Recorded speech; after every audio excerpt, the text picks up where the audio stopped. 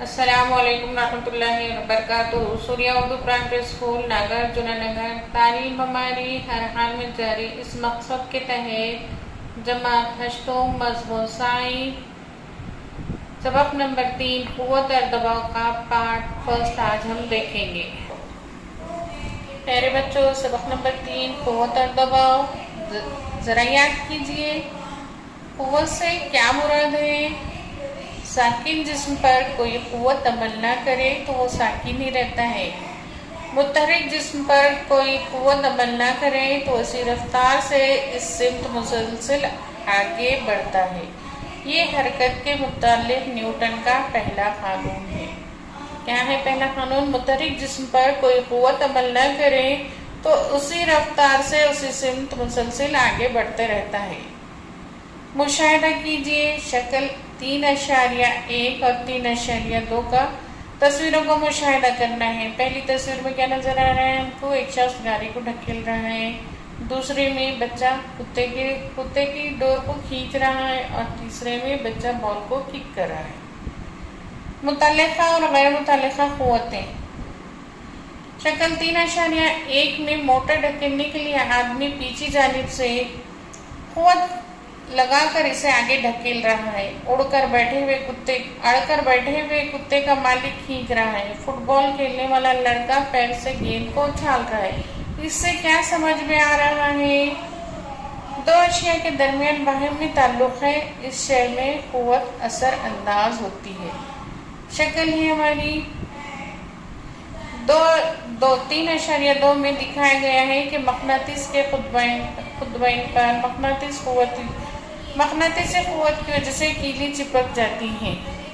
یہ کیلیں چپک جاتی ہیں، اور کنگھے کو بھی کیا ہے؟ کاغذ کے ٹکڑے چپک رہی کر کے دیکھنا ہے ہم کو کہ سر پہ کنگھا پھرائے اور نیچے کاغذ کے ٹکڑے رکھے تو کاغذ کے ٹکڑے فوراً کنگھے کو چپک جاتے ہیں۔ کیوں چپکتے ہیں؟ ناریل کے درخت سے ناریل نیچے گرتا ہے۔ ثقلی قوت کی وجہ سے اشیاء زمین کی طرف کھینچتی ہیں۔ بالوں پر پھیرے ہوئے کنگھے کی جانب میز پر رکھے کاغذ کے ٹکڑے مائل ہوتے ہیں۔ کنگھے پر برق سکونی کے برقی بار اور کاغذ کے ٹکڑوں پر مخالف غیر مشابہ برقی بار ہونے سے ٹکڑے کنگھے سے چپکتے ہیں۔ شکل 3.1 میں اشیاء کے ایک دوسرے سے راست تعلق کی وجہ سے یا کسی اور شے کے ذریعے ربط میں آنے سے قوت کے اثرات دکھائی دیتے ہیں۔ ایسے قوت کو قوت متعلقہ کہتے ہیں۔ شکل 3.2 میں دو اجسام کے درمیان تعلق نہ ہو تب بھی ان کے درمیان قوت کا اثر ہوتا دکھائی دیتا ہے۔ ایسی قوت کو غیر متعلقہ قوت کہتے ہیں۔ متعلقہ قوت کی مثال عضلاتی قوت ہے، جو ہمارے عضلات کی مدد سے اشیاء پر اثر انداز ہوتی ہے۔ یہ اٹھانا، دھکیلنا، کھینچنا ایسے بہت سے افعال کے ذریعے ظاہر ہوتی ہے۔ اس کے برعکس مقناطیسی قوت، ثقلی قوت برق سکونی جیسی قوتیں کسی ربط کے ذریعے اثر انداز ہوتی ہیں، اس لیے وہ غیر متعلقہ قوت کی مثال ہے۔ میز پر ایک گیند رکھ کر اسے ہلکی ضرب لگانے پر وہ آگے حرکت کرتے ہوئے دھیرے دھیرے ساکن ہو جاتی ہے۔ ہموار راستے پر دوڑتی ہوئی گاڑی کا انجن بند کرنے پر وہ کچھ فاصلے تک جا کر رک جائے گی۔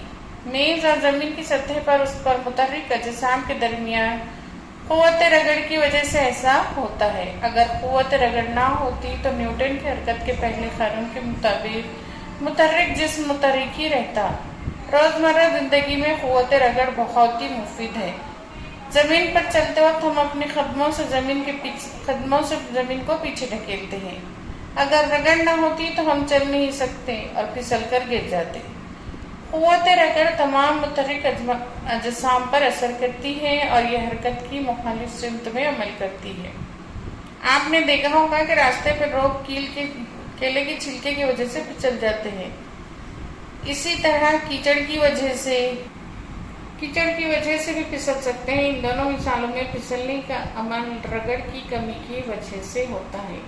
آئیے دماغ پر زور دیں۔ متعلقہ اور غیر متعلقہ قوت ظاہر کرنے والی مثالوں کی فہرست تیار کیجیے۔ ہشتم کے تمام پیارے طلباء و طالبات، یہ ہمارے لیے کیا ہے، ایک سرگرمی ہے کہ متعلقہ اور غیر متعلقہ قوت ظاہر کرنے والی مثالوں کی فہرست تیار کرنا ہے آپ کو، اور اس کو لا کر اسکول میں جمع کرنا ہے۔ یہ قوت کی کون کون سی قسمیں ہیں لکھیے۔ عمل کیجئے، 2 چھوٹی اور چوکونی شکل کی پلاسٹک کی بوتلیں لیجئے، ان کے منہ ڈھکن سے اچھی طرح بند کیجئے۔ دونوں بوتلوں پر چھوٹی مقناطیسی پٹیاں ٹیپ کی مدد سے اچھی طرح چپکائیے۔ 2 بوتلیں ہیں، غیر متعلقہ قوت کی مثالیں، ان کے اوپر کیا کرنا ہے، ہم کو مقناطیس کو چپکانا ہے۔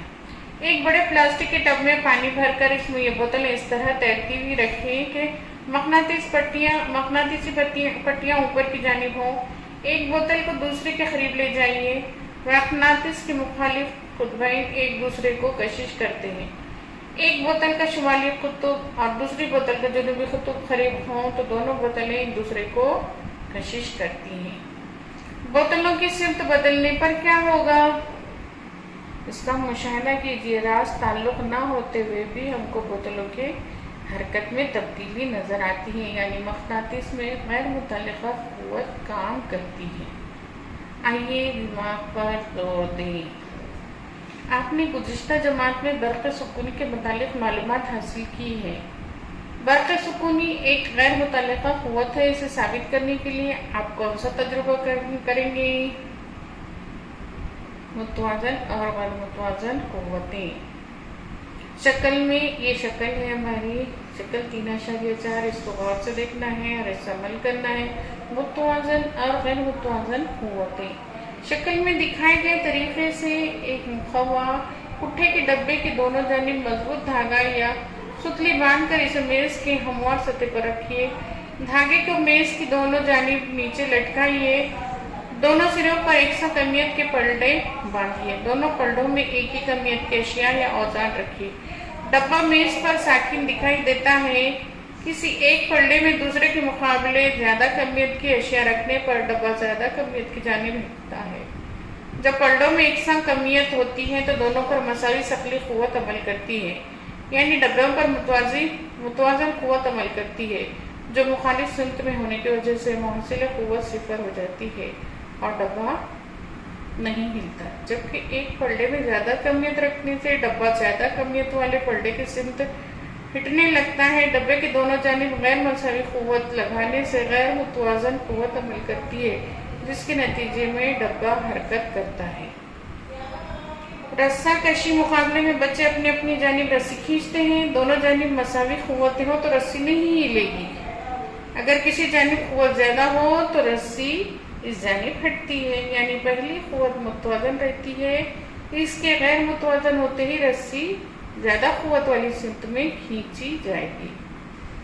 اور ایک مثال دیکھیے، اناج سے بھرے ہوئے ایک بڑے ڈبے پر ایک آدمی کے بجائے 2 آدمی ایک ہی جانب قوت لگائیں تو ڈبے کو ہٹانا آسان ہو جاتا ہے۔ ایسا تجربہ آپ نے بھی کیا ہوگا۔ اس کی مثالیں اس مثال سے کیا واضح ہوتا ہے کہ قوت متوازن اور غیر متوازن قوتیں ہوتی ہیں۔ تو پیارے تمام بچوں، صفحہ نمبر 14-15 کو کتاب کھول کر ساتھ ساتھ ویڈیو بھی دیکھتے رہیں اور پڑھتے رہیں، تو انشاءاللہ آپ کو سبق سمجھ میں آئے گا، اور سمجھنے کی کوشش بھی کیجیے۔ یہ سبق بہت اہمیت رکھتا ہے، اس کو سمجھنے کی کوشش کیجیے۔